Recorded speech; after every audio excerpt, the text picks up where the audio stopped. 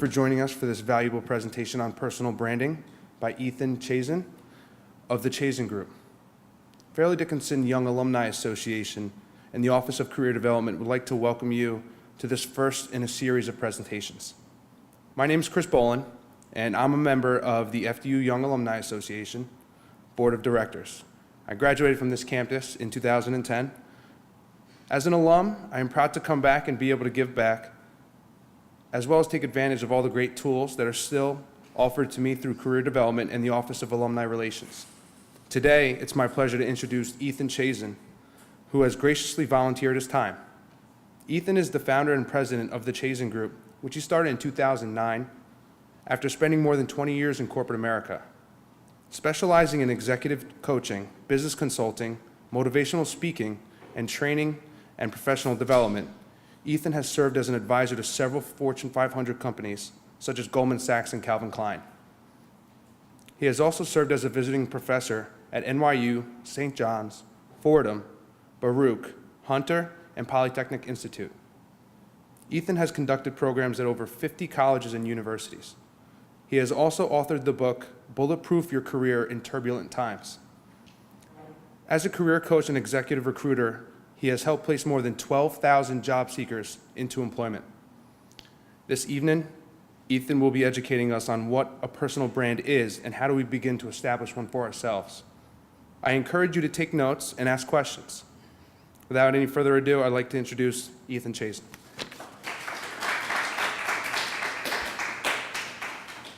That's quite an introduction. How's everybody doing tonight? How's everybody doing tonight? Great. It doesn't matter how many are in the room, as long as you're energized. I feed off of your energy. So thank you, Chris, and to the Young Alumni Organization of Fairleigh Dickinson and also the Career Development Center. I do want to say straight off the bat that my one single piece of advice to everybody here tonight: if you don't have relationships with your fellow alum formally through the alumni organization, you should. And certainly, if you're still not plugged into career development here at the university, even though you graduated, it doesn't mean you can't take advantage of those significant resources. So definitely two organizations that you want to maintain those relationships with. And you know, tonight's kind of a funny talk. So I want to talk about this thing that most people either resent me for saying or don't even understand the concept. This concept of we're all brands, and to which you may be thinking, I'm not a brand, I am a human being. Well, they're the same thing. And so please give me the latitude for the next hour or so of walking you through what it is that your brand actually does stand for to yourself, what you want it to stand for, and just as importantly, how you convey your professional brand through all your activities that you initiate in your career and your life, actually. But that kind of begs a kind of funny question. What's a brand? And so Chris was kind enough to give you an introduction. My background was 23 years in corporate America, leading marketing organizations at little mom and pop shops, bodegas on the corner, all the way up to huge multinational corporations like Dun & Bradstreet and Reuters and Time Warner Cable. And so I have a pretty deep dive knowledge of marketing. And I've heard when I ask students in my classes who I teach, when I ask them, what's a brand? I get a gazillion different answers. So I want to start out first with what it is that we're talking about tonight for purposes of your brand. And I want to be very clear about this. Your brand is a promise that each and every one of us makes in every relationship that we have with your family, your friends of family, your family of friends, your coworkers, your professors, coaches, mentors. All of the people in your social and professional networks experience you. And so that's what a brand is. It's a promise that every experience that people have with you is consistently three things. And so the question that begs asking next is, what are those three things? Are you at all memorable, unique, invaluable? And this is a really serious question. If you're not, there is unfortunately little hope for you. And what I mean by that And I'm going to be completely honest. You may not like it. The reality is the new normal in America, the average American worker, she will change jobs about 8 or 9 times by the time she's 35. 1 in 4 American workers are now categorized as contract workers, consultants, independents. We're out on our own, creating a flag in our own little territory. And so that's where the brand comes in. Your personal and professional brand is a way to create a measure, an aura of positioning in the marketplace. And so that's why I want to start out tonight by saying, really simply, what's your brand? And I'm not going to hold the microphone in front of each and every one of you and say, all right, give me your elevator pitch, because I do that for a living, and it makes senior executives and high school students and everybody uneasy. But I'm going to start out with a rhetorical question for you to take away from tonight. What is your brand? What it really is this unique selling proposition. All my language is couched in marketing speak. So if you're not a marketing or communications graduate, you have to take it and reposition that in your head. But unique selling proposition is a set of things that comprise only you. That's your DNA. It's your fingerprint. It's everything you've ever done, every class you've ever taken, every internship you ever had, any language you speak, any certificates, any friends you have. It's the collection of everything that makes you totally unique and unto yourself. I want to propose an idea, a really simple idea, which is brilliant. How you see yourself, how I see myself, may have very little reality to the kind of brand or persona we project. I would like you to take up the Ethan Chazen challenge, please. Are you with me? I have no idea who you are. I don't trust you. I'm not going to say yes. I don't know what's involved. Leap of faith. Everything I say tonight is imminently structured to helping you kind of build out your brand. So find 5 or 6 people who love you, who know you really well and still like you, and ask them,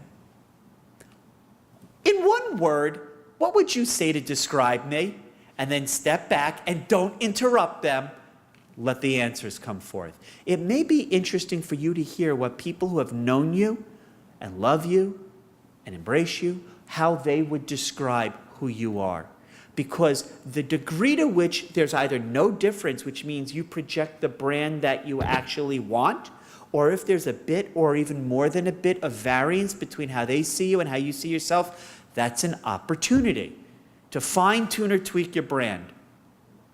As to why your brand should matter at all, and why I drove out in the rain, Chris drove me from Hoboken to be here at this auspicious institution that, by the way, I've come to before and talked to groups of students about careers and work experience, is building out your brand has a direct correlation on your ability to be successful in any endeavor. If you had to be very cold and calculating about what your brand looks like, the degree to which you can differentiate what it is that you have to offer relative to any other FDU graduate, any other person in your sorority, fraternity, club, your social circles, the degree to which you can say, I am a brand that is unparalleled, will enable you to have conversations around job opportunities, about career advancement. You can, in effect, start to determine your own compensation package, or at least your own salary. This idea of a brand extends to tonight. And every night that you go out, you go forth and you do this thing called networking and you meet people and you talk about yourself. It's part of what's referred to as an elevator pitch. Your elevator pitch conceptually got its name from going into an elevator with an absolute stranger. You've never met her or him before. And in the time you have to ride up with this complete stranger to the top floor, you need to be able to articulate certain things. Not just that they say, oh, that's nice. That they say, wow, tell me more. And that's really important. So as you start to think about your career and what kind of work you want, what kind of organization you would love to work at, what kind of culture, what are the values, the ethics, do you care about the moral compass of the organization you want to go work for and do eco-sustainability or social corporate responsibility? It starts with answering 3 questions. Who are you? What do you have to offer / what do you do? And who would you love to do that for? See, there's this technical term. Have you guys ever heard of WIFM? It's a mathematical formula. You're not allowed to answer, Chris. WIFM. What's in it for me? When you're talking to somebody, they don't care about what you want, you need, you desire. Newsflash. That's why when your elevator pitch, you structure it based on the audience to what value, brand you bring to the table. And then you adapt your elevator pitch to each audience. So the way this works is your elevator pitch, as you're writing this down, at some point you should be writing down when you start to craft your elevator pitch. Who are you? What do you do? And who do you do it for? And I'm going to talk a little bit more about a guideline on how you determine the who you do it for, but you should all have a short list. Ideally no more than 3 to 4 industries, 6, 7, or 8 organizations in each, that you have done research and have decided these are the organizations whose culture, products, services, place in the marketplace is endearing to me. Facebook, LinkedIn, Google, Disney, Harley Davidson, Tom's Shoes, whoever they are, Apple. You want to craft your elevator pitch to them. You want to write it down. Have verbal and handwriting diarrhea. Don't self-edit. Write it all down. You're not trying to write a paper for school. You're writing down as much as you can, and then you go back and you edit and you edit and you edit until you feel, by the way, it should be no more than maybe 1.5 minutes to 2 minutes. And the average American speaks, unless they've got the Jewish-Italian thing going on, the average American says about 150 words a minute. So in 1 to 2 minutes, you've got about 150 to 200 words to play with. Who are you? What do you do, and who do you do it for? And you're going to write it a few times and perfect it. I would suggest if you've got a smartphone or you have somebody else to videotape it, if you have one of those little voice recorders, record it and practice it over and over and over again. If I meet you at an event like an alumni get-together, and I say to you one of the worst things anybody can say, but we all say to each other, so what do you do? You need to hit that ball out of the park. And you don't just wing it. You need to rehearse and practice it. So, and by the way, I'm staying after, so if you have any questions, that's fine. Robert Kiyosaki has said, the richest people in the world look for and build networks, and everyone else looks for work. It's not what you do necessarily or how you do it. That's important. We assume everybody has the functional skills to succeed in their desired job or career. It's the power of relationships. You went to an academic institution of which you're sitting in a room tonight in a networking venue. You should be able to think, how do I use career development at FDU and the alumni relations group, organization, to further and build out your network. Really cold word that we call it. I apologize if you don't like it. It doesn't matter. It's the truth. It's a Rolodex. It's your career Rolodex. It's the transferable skills that you take with you and the relationships. So think about your network as you start wanting to communicate your brand. How do you do this? I get this question all the time. High school students, college students, the mature workforce in their late 50s, early 60s, everybody in between. I don't want to leave anything up to chance before you get out of here tonight and you leave. I want to give you an actual written plan. Your written plan, and you can choose to follow this or not, but this is what works. So when you're thinking about who you would want to talk to, who is that person who works in an organization that you would love the opportunity to sit down with her, sit down with him, and just have a conversation? It's your ideal profile, your ideal career contact, in as much detail as possible. It could be somebody who's coming to the FDU speaker series of programs that they have planned over the next few months. Whoever it is, you need to write it down in enough detail so that you have an understanding of where to go next to be strategic in your networking.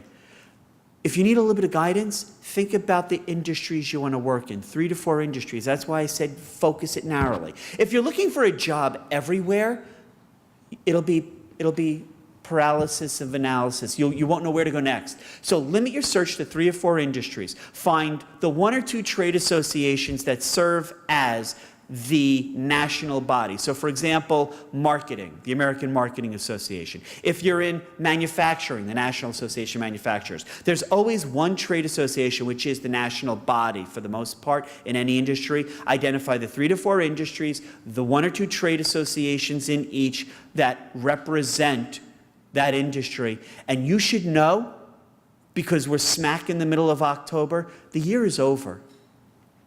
2014 is done. That may sound weird, but from the middle of November to after the holidays and New Year, those 6 weeks are blackout period. So right now you should be looking at the calendars of events for those 3 to 4 industries, the main trade associations, and you should know, come January 1st, for 30, 60, and 90 days, so through March of next year, what events are happening that you've put down on your Google Calendar or on your wallboard calendar, wherever you keep track of your events, and you should know where you're going to be over the next 30, 60, 90 days. After that, you want to think about all the business and professional networking organizations that meet up in your areas or your area where you live or where you want to find work. In those trade associations, those professional associations, you want to identify all the organizations. That is your strategic networking plan.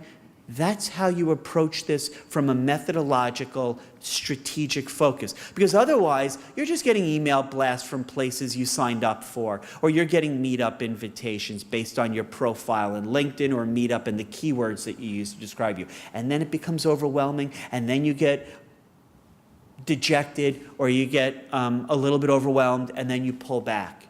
And you maybe don't look as energetically. You want a strategic focus around this. The other thing that I would say to you is I apologize for the religious connotation, but my anointing oil. And I am anointing you all. I'm saving you $150,000 to $200,000. You don't have to go to school to get an MBA in marketing.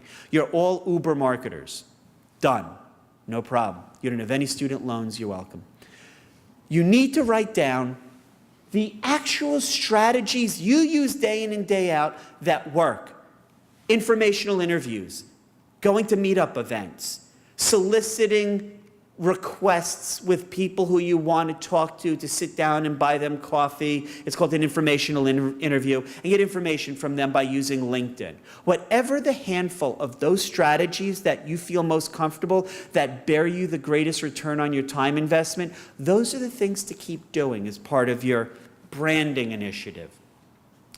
I want to put this slide in just because I don't believe that I should talk about it, but some of you may think that I screwed up if I didn't talk about it. Job fairs. Don't ever go to them. Oh, wait. Some of you are looking like, I was planning on going. If you're going to go to a job fair, work it the right way. Find out in advance which people are going to be there, which organizations, and the individuals are typically HR, what we call gatekeepers. They'll be there. Find out in advance the organization. Find out from your alumni or career development center of FDU why they're going to be there. Meaning certain organizations are recruiting on campus or off campus for a number of different reasons. They're looking for different individuals, different skill sets, different majors.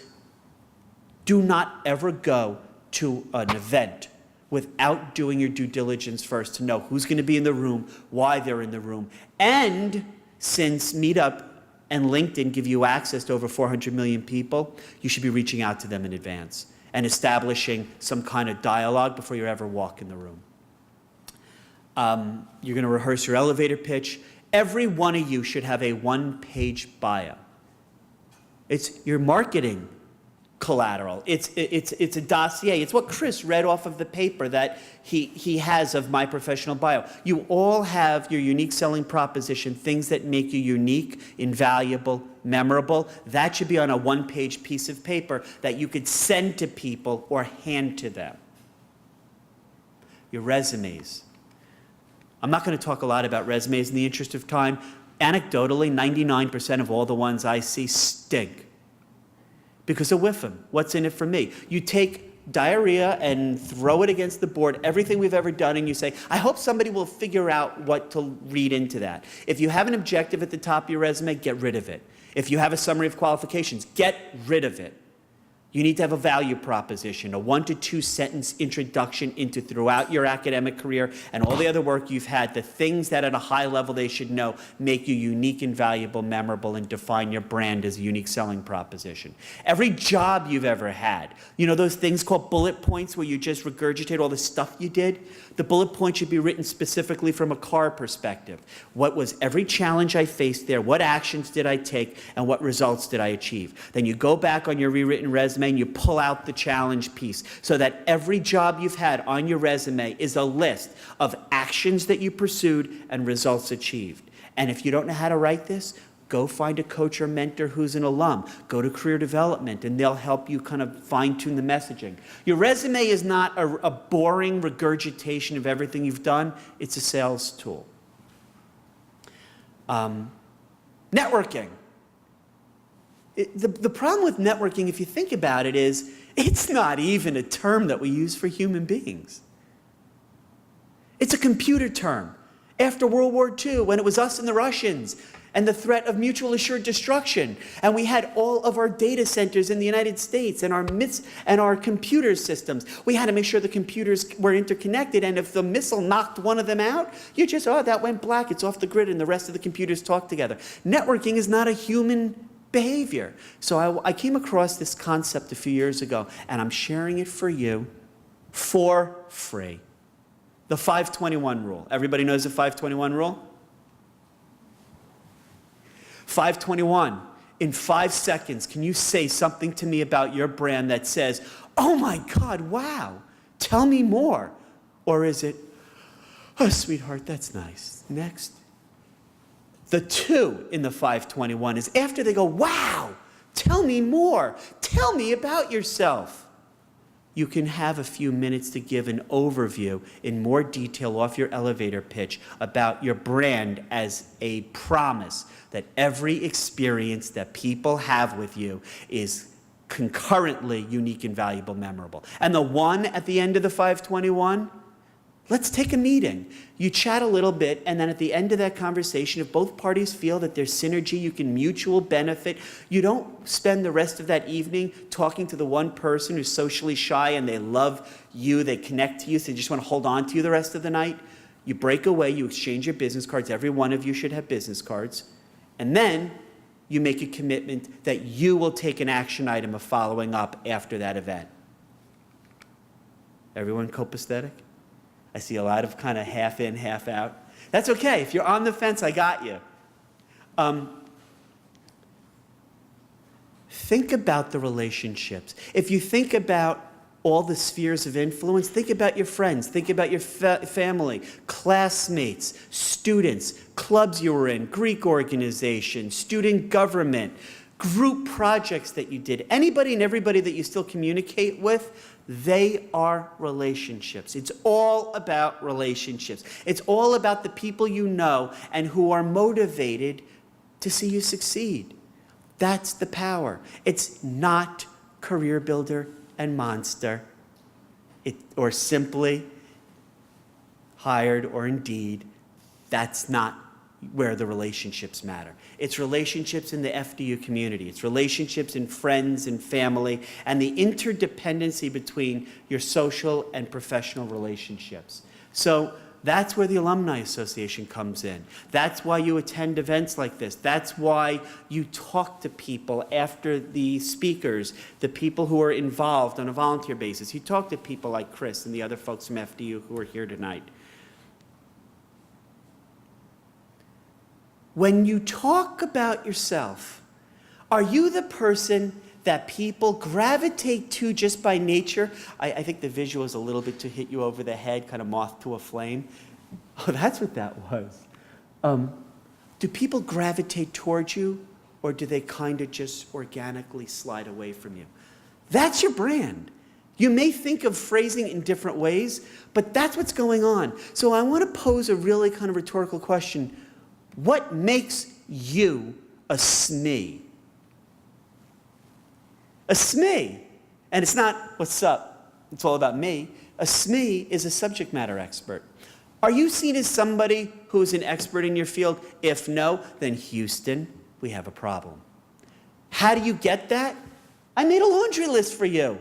Just ask the career development or alumni relations for this PowerPoint. It's here. Do you blog? No? Well, maybe you should consider it. Have you ever written a paper, either for the FDU newspaper, or have you ever been published? Have you ever submitted an editorial to your local home-based newspaper? What are the things that you do that get your name out there? If you're not sure, I will give you probably the single best recommendation I ever stumbled upon. Get active. Meaning with FDU's alumni organization, and you know 2, 3, 4 industries you're really interested in pursuing, and you know the trade associations that represent that, because you all wrote your own personal strategic networking plan because you heard about it on October 22nd, 2014, you volunteer on their program committee or membership, and you get active, get involved, get out there. Here's something I want to share with you for your resume or your LinkedIn profile. If I were to say to you, what are you 3, 4, or 5 things you've ever done in your career that you're most proud of? Do you have the ability to articulate those moments in your academic career and/or work, internships, community engagement, volunteer work? Are there a few things that you can stand up proudly and say, this is what I've done as an example of things that set me apart? Those are success stories. And you want to think about how do you cultivate those? How do you craft the message around them if you have them? If you don't, we need to create those vignettes of your success. The other thing is going to sound, I realize this sounds cold. I realize this sounds impersonal. I realize there are some cultures that don't even like this kind of behavior and refer to it as you pushy Americans. I understand that. But this is how you set yourself apart. So that gets to the last bullet point. How do you actively promote yourself? And I know that that sounds like, oh, I don't want to constantly be on. I don't want to talk about myself. Well, really? Because that's how you find out what other people are working on and what you are interested in, and seeing if there's a synergy. If what they're doing and what you're interested in doing combine, then it's not about selling yourself. It's about joining an organization in a win-win capacity. It's figuring out who's out there and who's doing what. When I say promote yourself, I'm not saying $1.99 all week, the Ethan Chazen special. He's the blue light special at Kmart. I'm saying be ready, willing, and able, and prepared to have a meaningful conversation about who you are, what you do, and who you want to do it for. That's it. It's meant to be guidance wrapped around building and promoting your professional brand at all times. And you really can't get there until you know who it is that you want to be in a room with. That's what this is all about. For 23 years, I spent time, blood, sweat, tears, and effort helping every organization I work for grow, make more money, be able to expand, and I was laid off, right-sized, re-engineered, downsized 23 times. You're welcome. Thank you very much, corporate America. So 2008, it was October 17th, in case you're interested. I had one of those Seinfeld episode, like wake up at 2 o'clock in the morning with the epiphany. I had just been laid off from the management team at Time Warner Cable, where I headed up their marketing to 50,000 businesses in the Northeast region. And I said, honey, I was talking to my wife. I said, honey, I know what I want to do. I want to go out on my own.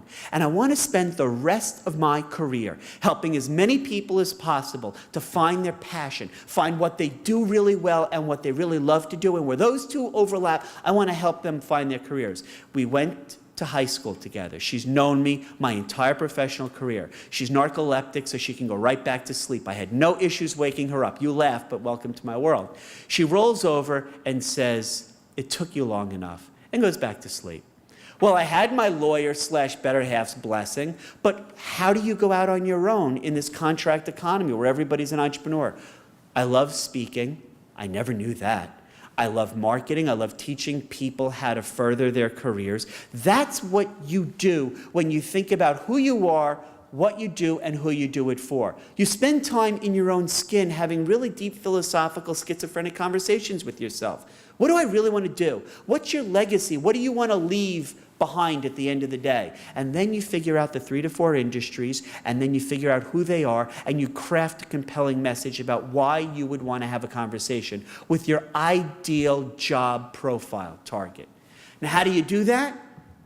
You've got something us old farts never had. It's called an internet and social media. You can reach out to gazillions of people. Does everybody here have a LinkedIn profile? 1, 2, 3, 4, 5. I'm not seeing 4 hands go up that I wanted to, but okay, here's where I yell at you lovingly. It's instant free access to 330 or 340 million people. Pourquoi? Why not? So, what you want to think about is your resume on LinkedIn is basically the same concept, but it's like on steroids. It's on crack. It does so much more. You think about LinkedIn as a way to make connections or relationship touch points with people who are in certain industries. They have certain job titles. So if you want to think about how to build it, first of all, your title. This is your billboard online. With access to the same population as America, 308 million people in the US, 330 million on LinkedIn. Underneath your name and any kind of undergraduate credential, BS, BA degree, MBA, MS, whatever your academic credentialing is, underneath that, keywords. You are a brand. Think about people searching you. It's all about the search engine optimization. In your profile, you put the words that define your elevator pitch, your brand. Underneath that, you're going to have your background information. That's your summary. That's your story. You tell why you chose Fairleigh Dickinson, why you chose the degree you have, why you chose the classes, why you want to do what you want to do. See, people don't buy from us marketers when we say what we do or how we do it. That's a waste of breath and money. People buy from you when you can tell a story about why you chose to do what you do. That goes into your summary. The other thing that you can do in your profile is create 1- and 2-word skill categorizations. You go in and you create them. And then what happens is once people connect with you, they start saying, yeah, they give you a thumbs up. It's called an endorsement. They basically, these are the people who you've connected with. So you have to connect with them first. But once you connect with people, they can say, Ethan, he does strategy, he does entrepreneurship, he does whatever. So you get thumbs up from people. It's called endorsements. The beautiful part is you've had professors, maybe, academic advisors, bosses, anybody who's in a position to have experienced firsthand your phenomenal brand. Get it in writing. Get a recommendation. This is your salesmanship in print. This is objective feedback or testimonials of people who have worked with you and experienced your radiant brilliance. You're wasting breath when you say, this is what I do. But when other people say, hey, you should hire Ethan, or you should hire Chris, or whomever, because all these other people seem to have been really positively impacted by what you have to do, then the recommendations have more merit and credence. Your summary is talking at an emotional level, again, as to why you do what you do. That's the summary section of your LinkedIn profile. In LinkedIn, you can join, I'm not saying you should, up to 40 groups. That would be insanity. I belong to 40 groups. I'm a moron sometimes. I'm so overextended. But think about who you're going to join. You send in a request to the person who's the group creator in LinkedIn, and you basically, for 9 out of 10 times or 99 out of 100, they'll go, sure, you can join our group. Thumbs up, you're in. This is an opportunity, if you don't have an inside view into those 3 or 4 industries you want to get into, this is being a fly on the wall and listening to all the group discussions, monitoring what people are talking about in their respective fields, about trends and developments. Why? Because if you seriously want to pursue a career and get into 1 or 2 or 3 different industries, you need to know what's happening in those industries. So you need to get in. But you can't get in unless you have a job in the industry. Well, it's a catch-22. This is a great way to monitor the chatter. to be sitting on the side. And then, once you get a groove for how this group communicates, or 40 groups you belong to, you can start answering questions that people pose. You can start posting or starting discussion conversations. If your name is not out there, and people don't know you're out there, then you're almost doomed because your brand hasn't had a chance to sprout wings and fly. You can even create a group. There are groups in LinkedIn for Fairleigh Dickinson University. Everybody here belongs? That's okay. That's an opportunity for this evening or tomorrow morning to go back in. I'll say right now, I have no idea what Twitter does. To this day, I still don't get it. To me, it's glorified stalking. But it's a way of following the trends beyond Paris Hilton and Lindsay Lohan and Jay-Z. It's a way to figure out what's trending in terms of what people are talking about. It's building a following. I'll give you a conceptual framework for how you use Twitter. You should be following twice as many people who are following you. As to who you should follow, I already gave you free consulting. I called it that networking strategic plan. Once you fill in that information, those are the organizations that you look to connect to on Twitter, that you follow. Those are the individuals and organizations that you reach out to by LinkedIn and customize a personal greeting to them to invite them to join you in LinkedIn. It's all about building your brand. Hashtag, tweeting, retweeting. I'll save the technology for you guys. You're the experts. I barely have any idea what this is all about. Other than you want to create an online brand. I want to be really serious about this. An online brand that is absolutely consistent and mirrors your face-to-face in tonality, messaging. If you were to go and invite me to connect with you, which I strongly suggest and I'd be happy to, the way I sound online is the way that I sound face-to-face. I'm too old, lazy, fat, and tired to fake this. You get what you get. But that's how, when you're starting your career or you're thinking about a career transition, that's how you make sure your brand is absolutely genuine and authentic. It's called a reputational brand. Your online positioning is equal to how you are in person. And then there's blogging. I mean, I have a whole area of my website that's dedicated to blogging. If you want to go create a blog account, I can talk to you offline about some of the details associated with creating it. There is very few ways that I can tell you that are available to you for either free or near free to create subject matter expertise and build a following for your brand than blogging. I'm not talking about ranting blogs or talking about fashion, which I have a lot of clients who, when I coach them, the first thing I do with a social media audit is I tell them to get rid of most of their social media accounts. This is about talking in topics or subject matter that you're passionate about, that you know you want to pursue a career in, that you want to be known for. And what you can do through social media is engage people. The beauty of the 21st century, I remember I anointed you in the church of marketing. So the anointing oil was, there are two worlds, 20th century and 21st century. The 20th century was a way of marketing where you had no control over the messaging because the internet didn't exist. It was just radio, television, print media. Shush, don't talk back to me. I'm the message creator. I'm going to blast messaging out. But then this annoying thing happened. You guys know Al Gore invented the internet. And so the internet happened, and then one day you woke up and you had 8 million followers on Instagram because you're all that and you kick and Vine and chat and all that stuff. But now the whole nature of the relationship has changed.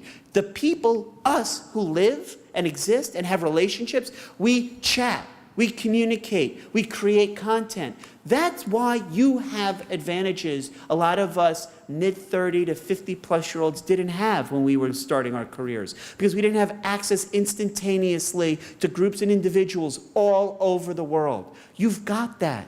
Leverage it. It's in your marketer toolkit.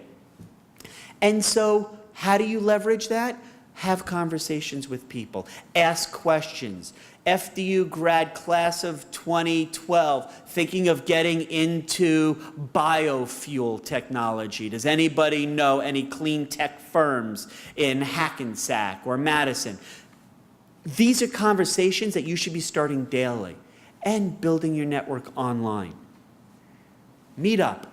It's hard to see from this image, but everybody has a Meetup account? Please let me yell at you some more. Yeah, Meetup. Meetup. It's called Meetup. M-E-E-T, Meetup. One word. Why is it called Meetup? First of all, it's free. It creates an online platform for you to enter your home zip code and any 2 or 3 word combination of anything you could possibly be interested in meeting up with people. You click search and it'll tell you in a 5, 10, 25 mile radius all the groups that get together near where you live that are interested in the same things. In fact, that's why I'm here tonight. I'm here because, as I told Chris, he lives in Hoboken, I live in Hoboken. I was so angry at our town because there was no way for my students who were graduating to get connected if they wanted to start businesses or they were looking to work in green technology or alternate industries. So I had to create a meetup, which is now about 255 people, just in Hoboken, to create a venue for people to get together. And I have people as far away as Pennsylvania and Staten Island coming. I didn't do this because I wanted to. It was a way to create relationships. And I met Chris, and Chris and I got to know each other. And Chris said, hey, there's this speaker series at Fairleigh Dickinson University. I think it would be great for you to come out. That would never happen without me communicating my brand. And so this is a way for you to extend what you do and who you do it for. It's that simple, but it has to happen. Has anybody ever had a 1 or 2 minute video that you've been part of where you're talking? You have a YouTube channel with the video on? Yeah. Cool. You want to talk afterwards. Sir, your name is? Walter. Everybody needs to talk to Walter how to become a social media star. You create your own YouTube channel. Look, I know I'm joking, but it's a digital portfolio. You're creating opportunities to have conversations with people around things that maybe you've appeared in video on. I'm not going to tell you should go out and create a Pinterest account, except that it's another way to extend your brand. If what you're doing lends itself to social media, Pinterest, which is basically a free account, you create a wall. And on this wall, it's an amalgam and a collection of all your interests, things professionally you're passionate about. So you'll see from mine, it's marketing, entrepreneurship, leadership, the Dallas Cowboys, don't be a hater, all those things. I found out, and this should really make you angry if you're one of those people who loves Google without question, that Google sold their soul to the devil a few years ago. Do you guys know about Google selling their soul? They started a company called Google to make the world's perfect search. But then what they did a few years ago, Sergey Brin and Larry Page had an employee annual meeting, and they informed all their employees that from henceforth, your online brand, the way you are found as individuals when somebody searches for you on Google, forget about Bing and Yahoo, is tied now directly to your social relationships on Google+. That's not what Google's business model started out to be. But so if you need to think about what social media accounts should I spend time in, I have no idea about Google+. I have followers, I'm following people. I don't have the bandwidth to be on top of it. But if you want your name, when people are searching on Google to appear, you may want to think about your Google+ account, creating an account and having connections. It is what it is. I have no control over that. But when you start to think about LinkedIn, Twitter, Facebook, Pinterest, all these different social media accounts, there's what's called social media management tools. So for free, I'm going to tell you about Hootsuite because that's what I use, but there's a bunch of different platforms. Social media management tools like Hootsuite, you go in, you create an account for free, and you can put up to 5 accounts inside your social media management. So I have my Facebook personal, Facebook business, my Google+, my Twitter, and my LinkedIn. So when I want to start a conversation with people, rather than write the message and then put it in each of those 5, I just put it into Hootsuite, which is a social media management tool, and I have a checklist of the different social media accounts, and I just pick list which social media accounts where I want the message to go. If you want to think about your brand and how you monitor how established you are, believe it or not, you can go and sign up for a free service like Klout, Klout, and it'll give you a numeric ranking on a scale of 0 to 100. 0 is for most people who don't have social media accounts. Even my mother-in-law, who's 84, has a Klout score. So you know what you're up against. And up until 2 years ago, didn't know what email was. And so companies that score 100 are like YouTube and Google. So you say, how do you build this score? This is not a science, and I don't mean to tell you that this is what you're spending all your time on. But you can actually gauge how active your social media online brand is. Go and create a few accounts. Facebook, Twitter's,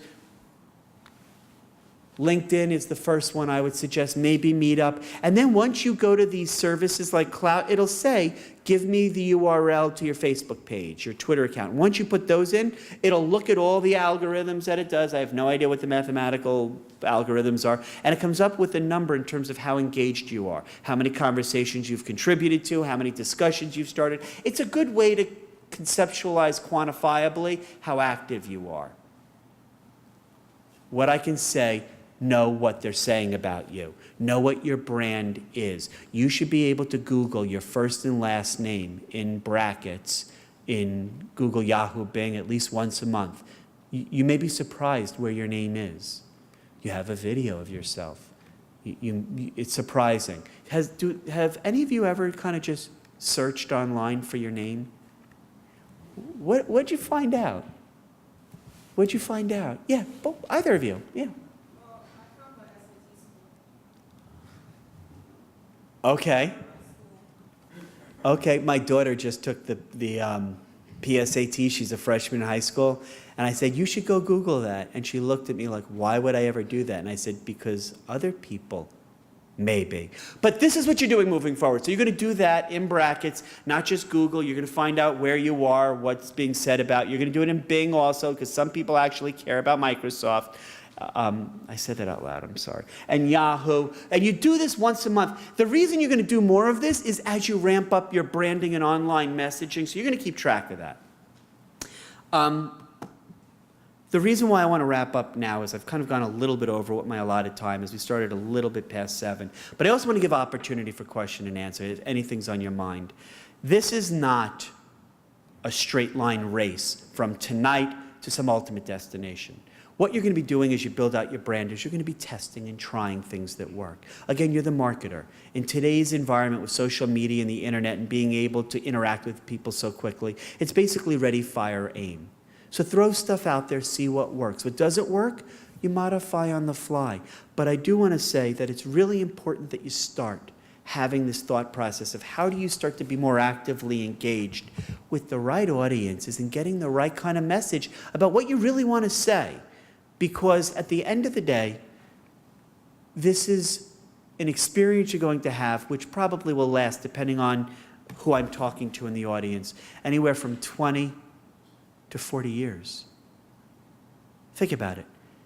Now's a perfect opportunity. If you've been doing this thing for a while called branding and communicating who you are and what job you're looking for, now's a perfect time to revisit what's working, what's not. If you haven't really started and you're getting ready to jump back in, I would say in closing then, reach back out to Fairleigh Dickinson University, your alma mater. Look to career development. Yes, it's not just for when you're actively, studying here, but also the Alumni Relations Organization is a great conduit into the entire universe of all FDU alum. And you'd be amazed at the Hall of Fame when you hear some of the people who've matriculated. You're part of that. So I'm going to stop talking now. I've extended my time, and I'm just going to, can I leave the floor open to some question and answer? Are folks? Okay, you'll give me like a hand signal or like the number 1 when there's 1 or 2 questions left? Okay. Yes, sir. I wanted to know how you manage in your social medias, like accounts as a person, Yeah. either as a brand, or do you see like every action that you do, like on Facebook or whatever, is that your interest solely as a business person? I really appreciate that question, so thank you, because it's not easy and I constantly struggle with it. In fact, a few years ago, like 2 or 3 years ago, I had one Facebook account for personal and professional, and I don't have a lot of social life. I leave that up to my wife. So even on my account was almost all business-related things. And people don't connect with you because of what you do professionally. They connect with you because of interests, hobbies, passions. So I did, at one point, create a business and a personal Facebook page. I'm always cognizant of the fact on my personal page that there are people who may want to interact with me who now have access, even when I limit who can come to my personal page, people see about you on the personal page. So I try to be very cautious of not being too out there, but I do share some interests. I talk about the 3 women in my life, my wife, my daughter, and my dog. She's my favorite. But I'm really careful. It's a balancing act, is what I'm saying. But at the end of the day, you have to understand where you want to put more importance. If you basically your focus with social media is to be social by nature and be about relationships, but not so much about career-related stuff, then maybe you assign some social media for personal, which might be Instagram or Facebook.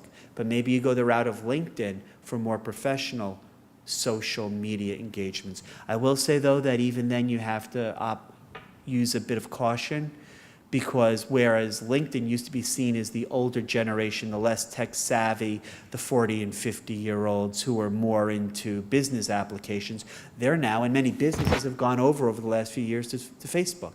Conversely, students, college graduates who are heavily immersed in Facebook have now gravitated towards. So the bridge is now, the traffic's going both ways.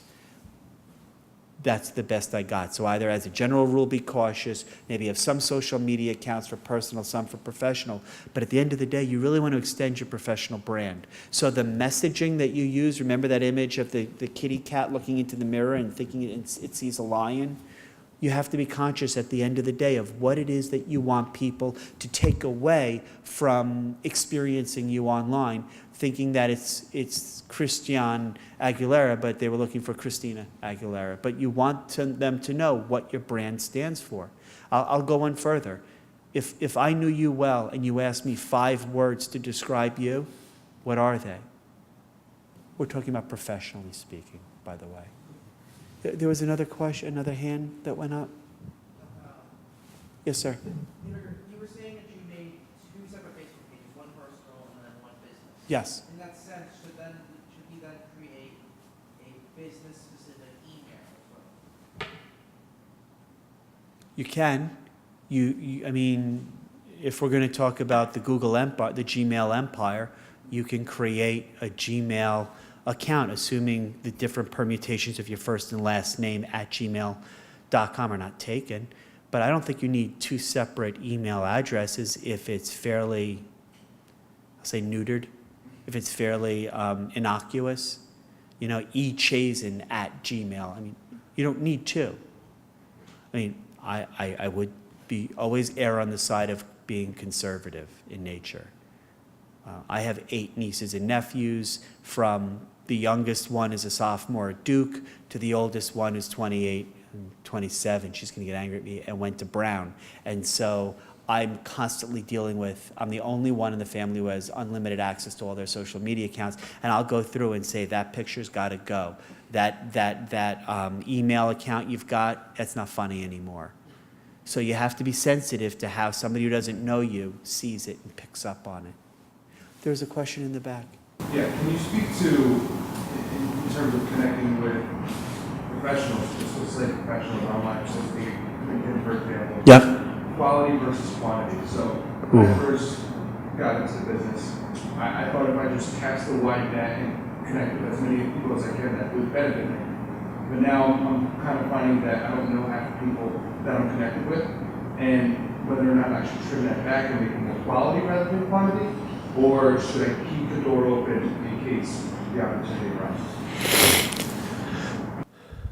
That's also a phenomenal question in terms of how broad a net you cast. Do you want to use, I hate the hunting analogy, it's so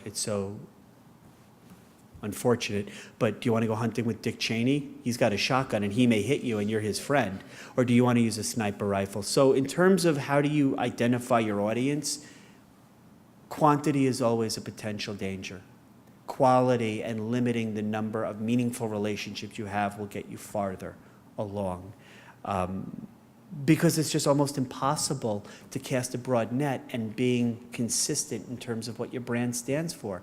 I would rather you have in your strategic networking plan in 3 to 4 industries you've come across, let's say through LinkedIn, you are looking for a job in communications or PR or marketing. So you're looking for somebody whose title is either SVP of Sales and Marketing or Chief Marketing Officer. I'd rather you have the names of 18 to 32 people in 3 to 4 industries with that title at a senior level in that functional area, marketing. So I'd always say building out your network first and keeping it very finite and building deeper relationships. Think about every person you meet as a potential salesperson for the company of you.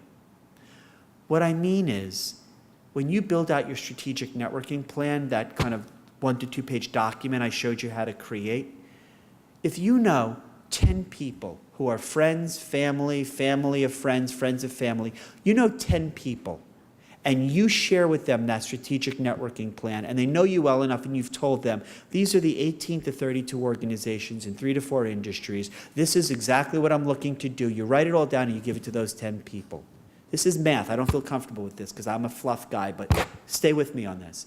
If those 10 people each know 50 people, you now have a sales force of 10 people who give you instant access to an army of 500 touch points, people, that they can effectively communicate your brand, especially with what your elevator pitch is, because you gave them that strategic networking plan.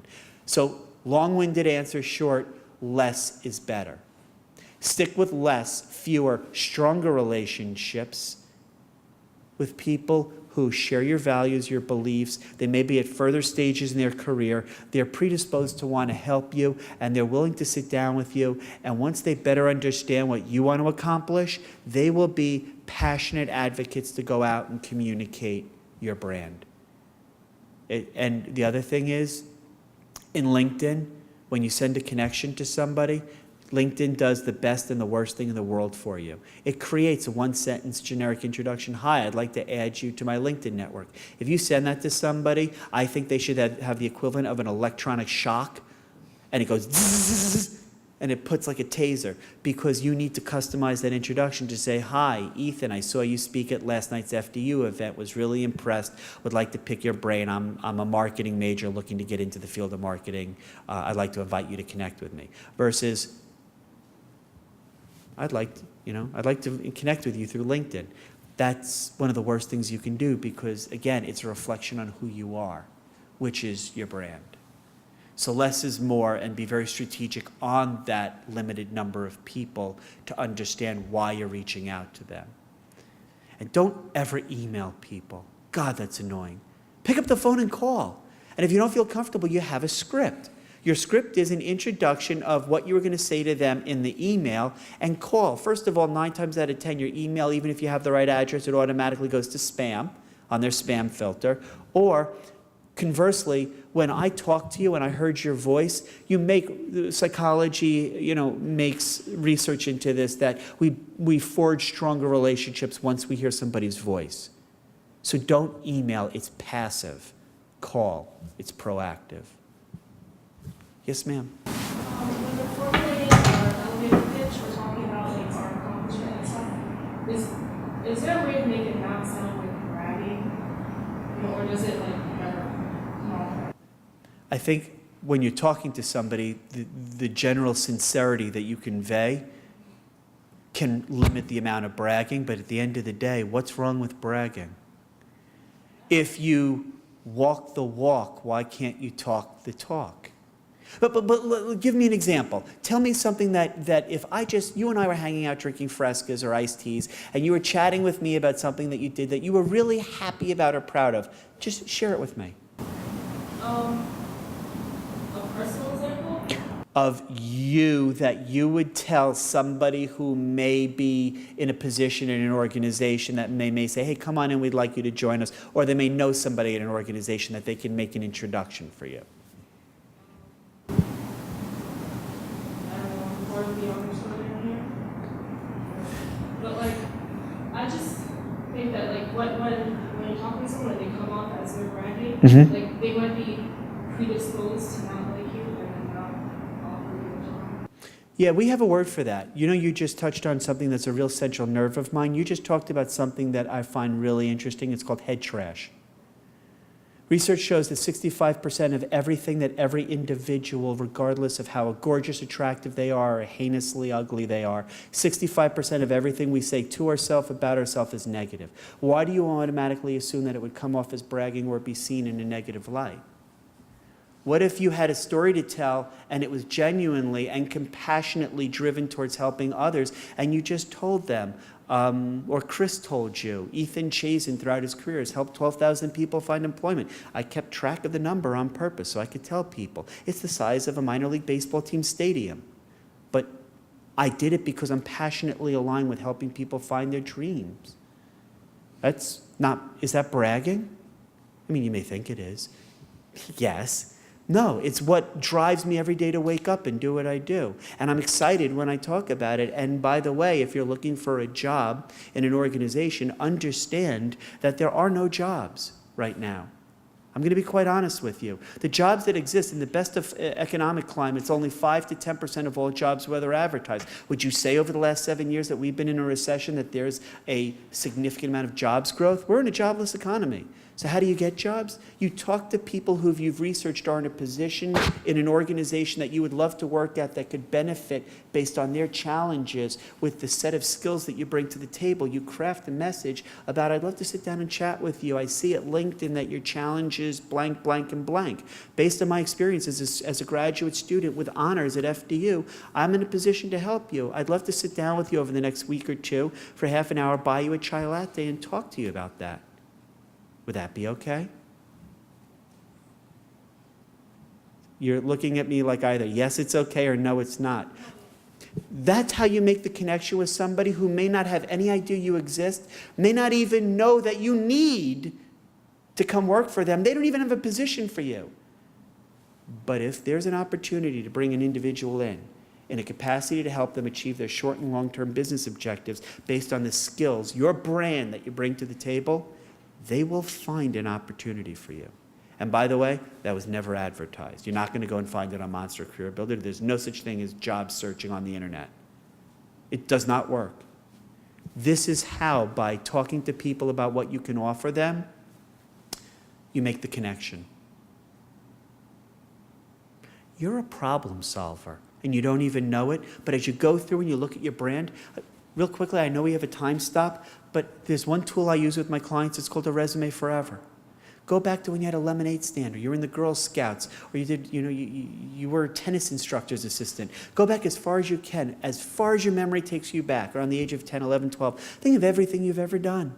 Volunteer work, community work. I had a newspaper route, all the things I ever did. And you draw a line down a piece of blank paper, and on the top left, you put a plus sign. This is as technical as it gets. On the right side, put a minus sign. All the positive experiences you ever had, the kind of work environments, the kind of people, what you were doing. And then on the negative side, conversely, all the kinds of people you couldn't work for, the bad experiences, the kind of organizational cultures or work environments that you didn't enjoy. You write it all down. Take your multicolored highlighters, start to match up on the positive side and the negative side, trends, things that you keep reappearing, and you get a very strong sense of the kind of environment you want and the kind of environment you don't want.